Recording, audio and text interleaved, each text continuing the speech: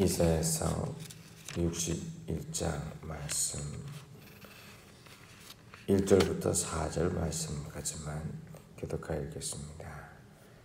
이사야서 61장 1절부터 4절입니다. 교독하시겠습니다. 주 여호와의 영이 내게 내리셨으니 이는 여호와께서 내게 기름을 부으사 가난한 자에게 아름다운 소식을 전하게 하려 하심이라. 나를 보내사 마음이 상한 자를 고치며 포로된 자에게 자유를, 갇힌 자에게 노임을 선포하며 여호와의 은혜의 은혜와 우리 하나님의 복의 날을 선포하여 모든 슬픈 자를 위로하되 무릇 시온에서 슬퍼하는 자에게 화관을 주어 그 죄를 대신하며 기쁨의 기쁨으로 그 슬픔을 대신하며 찬송의 옷으로 기쁨의 기름으로 그 슬픔을 대신하며 찬송의 옷으로 그 근심을 대신하고 그들이 의의 나무 곧 여호와께서 심으신 그 영광을 나타낼 자라 일컬음을 받게 하려 하심이라. 그들은 오래 항파했던 곳을 다시 쌓을 것이며 옛부터 무너진 곳을 다시 일으킬 것이며 황폐한 성읍 곧 대대로 무너져 있던 것들을 승수할 것이며. 아멘. 아멘. 네, 오늘 이 자리에 계시진 않지만 전찬호 장로님 그리고 이은혜 지사님 함께 예배에 참여하고 계신데요. 감사합니다. 오늘 말씀 속에서 우리 인생의 희망을 발견합니다.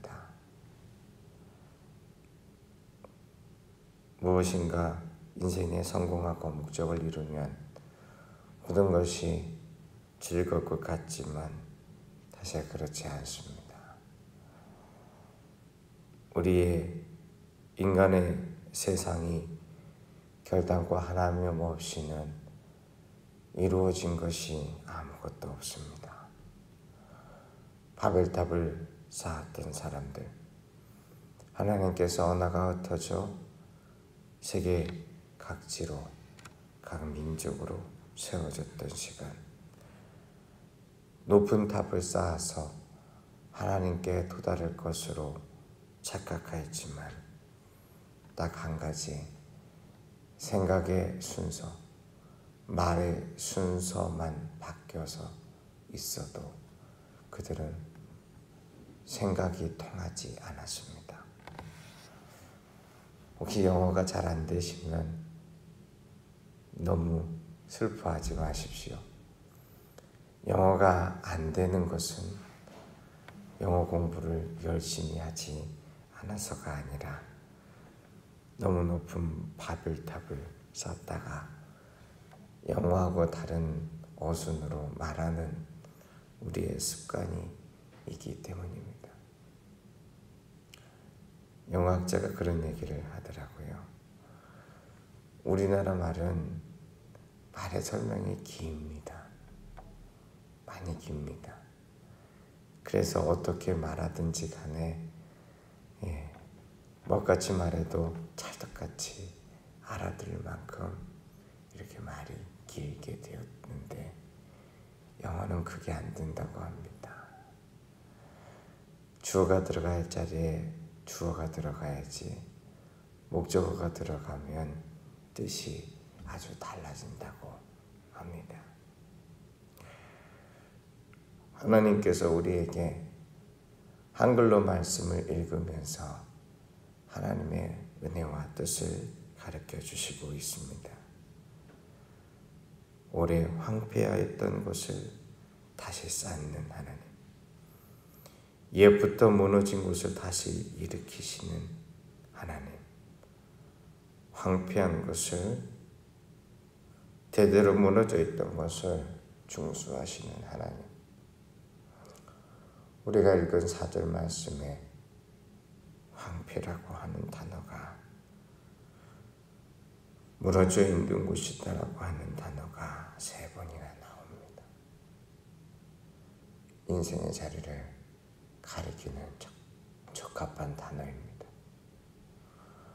우리의 인생이 서 있는 것 같지만 바람에 나는 겨와 같이 흔들리며 악인의 길로 갈 때가 너무 많이 있습니다. 인생이 서 있는 것 같지만 때로는 편찮으신 부모님의 소식 하나만 들어도, 때로는 아내와 남편 사이에 작은 갈등으로 눈물만 지어도, 때로는 믿고 의지하였던 자녀가 엄마 아빠의 품이 싫다고 집만 나가더라도 우리의 인생이 별것 아닌 것을 알게 됩니다.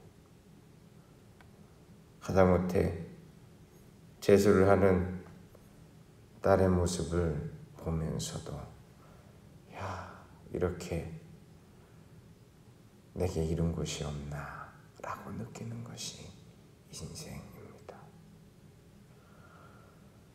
진급의 비전이 되고 아내와 밥을 먹으면서 내년은 희망이 있을 거야 라는 생각도 가져보지만, 때로는 내가 이러려고 열심히 했나 라는 생각이 물려올 때면 인생이 별것 아니라는 것이 더 우습게 느껴집니다.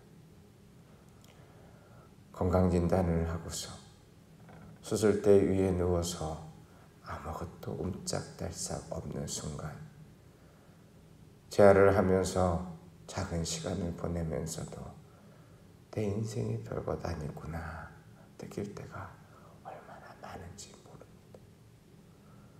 그래서 우리 인생에게 주님께서 하시는 말씀, 오래 황폐하였던 것을 다시 쌓겠다.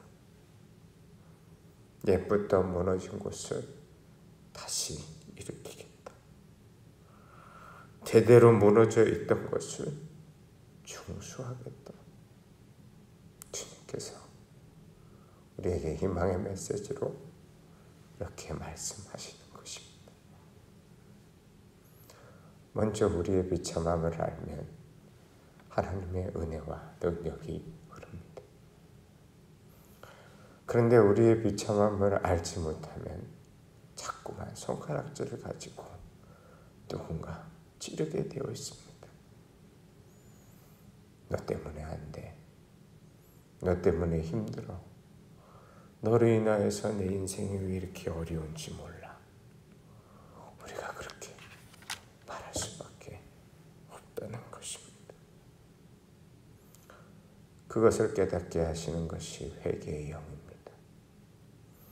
주님 앞에 나왔을 때 버러지 같은 너 야곱아 라고 부르시는 그 음성이 결단코 나를 모욕하시는 하나님의 소리가 아니라 가장 따뜻한 아버지의 음성이요, 나를 사랑하시는 위대한 권능의 목소리임을 깨닫는 그 순간, 오늘 주님께서 우리에게 말씀하셨듯이, 그리고 예수님께서 굳이 이 말씀을 찾아서 그 회당에서 읊으시며 인생의 진정한 자유를 주셨듯이, 오늘 이 자리에 우리의 인생을 풀어놓으시고 우리의 삶을 온전하게 하시며 다시 세우시는 역사, 다시 일으키시는 역사, 다시 온전케 하시는 능력과 권능을 우리에게 주시는 것입니다. 우리 1절 말씀 다시 읽도록 하겠습니다. 61장 1절입니다. 시작. 주 여호와의 내게 이르셨으니 이는 여호와께서 내게 기름을 부으사 가난한 자에게 아름다운 소식을 전하게 하려 하시니라. 나를 보내사 마음이 상한 자를 고치며 포로된 자에게 자유를, 갇힌 자에게 노임을 선포하며. 아멘. 심령이 가난한 자는 복이 있나니 천국이 저희 것이며 애통하는 자는 복이 있나니. 주님께서 우리에게 말씀하셨습니다. 이 가난한 것은 결단코 우리의 삶의 자리 가운데에서 한순간에 있는 시간이 아닙니다. 우리의 전 인생을 들어 내 인생의 자리를 깨닫는 그 순간마다 어쩌면 나는 이렇게 사랑이 없고 풍성함이 없고 가난한 자인가 라고 얘기할 수밖에 없습니다. 혹시 가난을 경험하신 적이 있습니까? 궁핍하고 쪼들린 삶을 경험하신 적이 있습니까? 때로는 우리의 삶의 자리 가운데서 월급이 따박따박 나오고 또한 우리의 일들 속에 하루 먹고 살아야 되는 일들이 크게 문제가 되지 않다 보니까 때로는 가난한 심령의 모습이 무엇인지 우리의 마음속에 체휼되지 않을 때가 많습니다. 그런데 가난은 아픔입니다. 슬픔입니다. 고통입니다. 정말 가난한 자에게는 때로는 화밖에 나지 않고 때로는 어찌할 수 없는 상황 가운데서 좌절과 낭망이 몰려옵니다. 그런데 주님께서 예수 그리스도의 은혜와 권능으로 오실 때 주의 성령이 그 가운데 임함에 주의 기름을 부어 가난한 자에게 아름다운 소식을 전하게 하려 하심이라 말씀하십니다. 무엇이 도대체 아름다운 소식입니까? 삶에서 가난은 추하게 느껴지는 그 순간에 무엇이 그 인생을 일으킬 수 있는 능력과 권능입니까? 그것을 이렇게 얘기합니다. 마음이 상한 자를 고치며 포로된 자에게 자유를 주며 갇힌 자에게 노임을 선포하겠다. 그렇습니다. 예수님께서 우리의 마음을 이렇게 상한 마음을 고치십니다. 우리의 죄의 포로가 되어 결단코 그 결박을 끊을 수 없는 자에게 주의 자유함을 허락하여 주십니다. 내 생활과 내 고집과 내 걱정으로 갇힌 자에게 주님께서 노임을 입게 하여 주십니다. 이제 우리가 바라볼 것은 주의 향기입니다. 주의 기름이 부어짐으로 말미암아 말씀의 은혜로 때로는 주님께서 허락하시는 은사의 은혜로 때로는 기도의 은혜 가운데 흐르는 주님의 능력입니다. 우리에게 주께서 무엇을 세워주십니까? 3절 말씀에 있는 것처럼 슬퍼하는 자에게 화관을 주시겠다라고 합니다. 전 한 번도 제 아내한테 꽃으로 만든 화관을 선물해 본 적은 없습니다. 화관이 아니라 장미꽃 한 다발을 선물한 적도 기억이 가물가물합니다. 잘했다라고 얘기하기에는 뒤에 시퍼렇게 눈 뜨고 있어서 거짓말하면 안 될 것 같고요.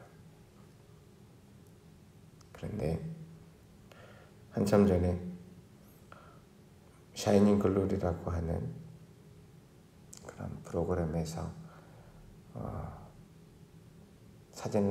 프로그램에 참여하고 사진을 찍어서 보여준 적이 있는데 여러 자매님들과 같이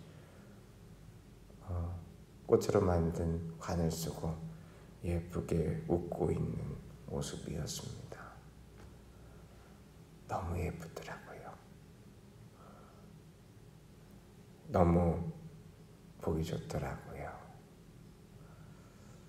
하나님께서 우리의 삶의 자리 가운데 깊은 면류관도 좋고 지위도 좋고 지식도 좋고 명예도 좋을지 모르지만 진짜 우리를 살리는 것은 하나님께서 우리에게 주시는 아름다운 간입니다. 그 가난한 자에게 아름다운 소식을 전하는 것이 오늘 3절 말씀에 아름다운 화관으로 바뀐 것입니다. 그럼 어떤 일이 발생하시는 줄 아십니까? 우리 인생은 먼지터럭이지 않습니까? 사랑하는 부모가 세상을 떠났을 때 마지막에 손에 주어져 있는 한 줌의 죄를 보시면서 무슨 생각을 하셨습니까? 그렇게 위대한, 그렇게 든든한, 그렇게 마음껏 효도하지 못하여서 아쉬움이 남은 그 부모님의 작은 잿가루를 보면서 인생이 이거밖에 되지 않나 라고 생각하시면서 얼마나 가슴 시리셨습니까? 그러나 그게 인생입니다. 이 땅 가운데 티끌과 같은 인생. 그러나 그 티끌을 바꾸시는 능력과 은혜가 3절 말씀에 있습니다. 그 죄를 대신하여 기쁨의 기름으로 그 슬픔을 대신하며 찬송의 옷으로 그 근심을 대신하고 그들의 의의 나무 곧 여호와께서 심으신 그 영광을 나타낼 자라 일컬음을 받게 하려 하십니다. 회개하는 심령의 이스라엘 사람들이 하는 일이 있었습니다. 옷을 찢고 죄를 머리에서부터 뿌립니다. 왜 그러겠습니까? 왜 그 지저분한 죄를 머리 위에서부터 뿌리겠습니까?